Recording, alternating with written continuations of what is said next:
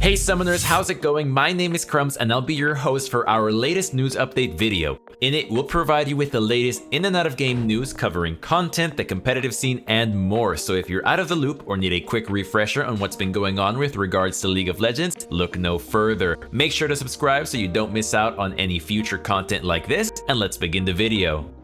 We'll start by talking about certain aspects of the game. One important discussion the community has recently had is about in-game events. Looking back at the earliest iterations of League, we received map updates like Winter's Rift to commemorate the holidays. On top of a modified map, minions received skins, there were event-themed rooms with the old system, and even themed consumables as well. Some other creative things we were given in the past were new game modes, an announcer pack, and even a community-wide event where everyone worked together to unlock prizes. One thing that sticks out to me is when they killed Gangplank. It wasn't limited to the lore either. He was temporarily removed from the game and made unplayable. Comparing events from the past to the ones we have in modern day League, it definitely leaves something to be desired. At the moment, events feel like they're behind a paywall. You buy a battle pass, grind it out, and then potentially unlock some special content. For those who don't pay the premium, the events don't feel like much of an event at all. Ultimately, the player base feels like you're paying for something that's not worth it. It's an opportunity to grind for the potential of at least some nice prizes. So it's not surprising that as a result, there's a moderate amount of dissatisfaction towards them. In addition, other games have battle passes that feel much more rewarding. Many pay themselves off or allow players to purchase future ones without further spending. One big issue is that it feels like these recent events don't have much creativity in them. It's the same formula over and over again, making it not only repetitive, but unfulfilling. However, it is all subjective and I would love to hear your thoughts on in-game events. Which is a great build-up to our question of the day. What sort of events do you want to see more of? It's hard for me to come up with one, but I enjoyed when the entire community was working towards prizes together. It was creative, and I think it would be awesome if it was combined with a sort of donation drive.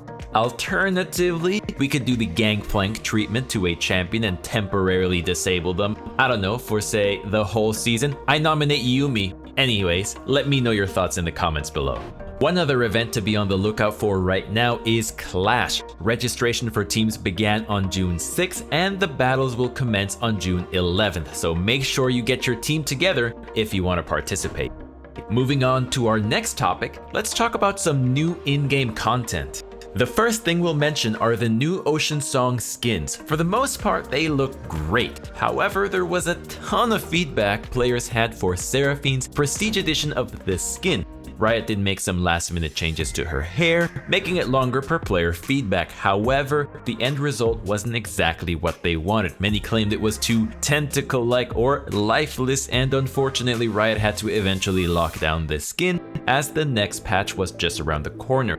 However, it's always possible that they make adjustments in later patches, so make sure to give Riot any feedback you have for skins, as nothing is ever set in stone.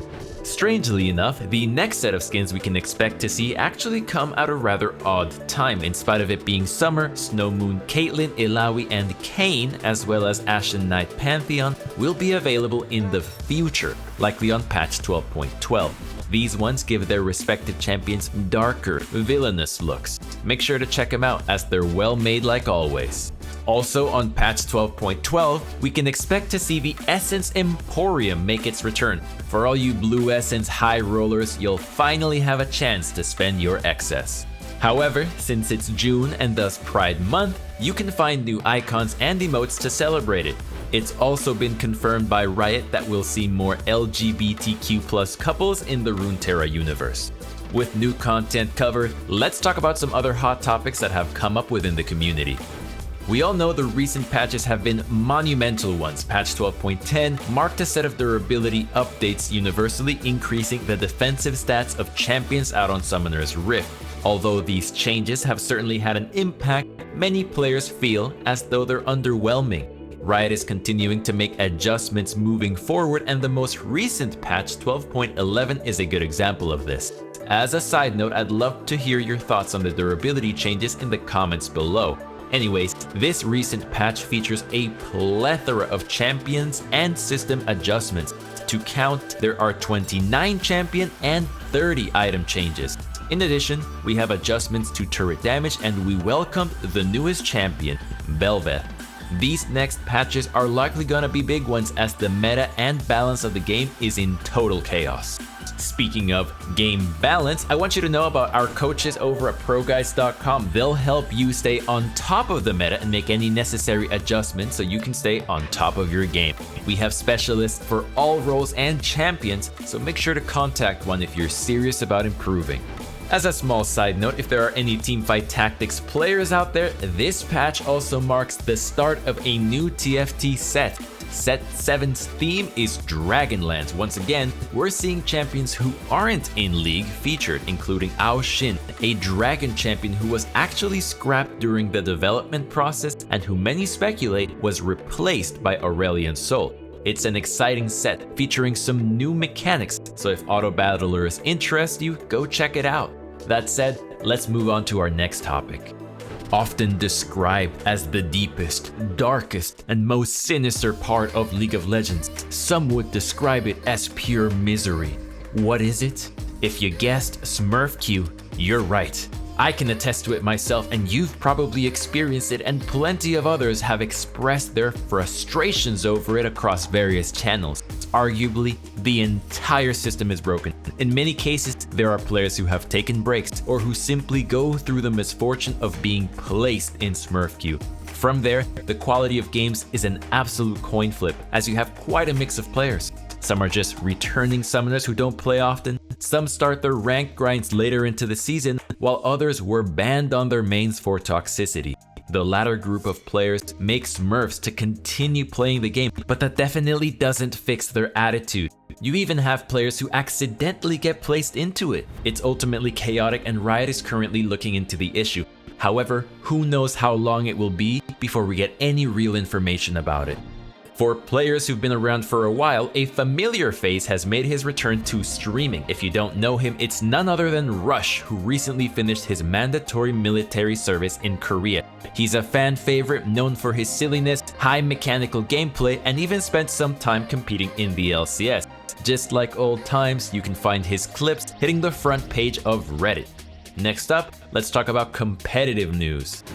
We've got some recent news about the European competitive scene as well. An interesting discussion has risen among players and esports fans. In a rather tense turn of events, LEC teams are unhappy that a smaller esports organization, Karmine Corp, has hosted their own competitive events.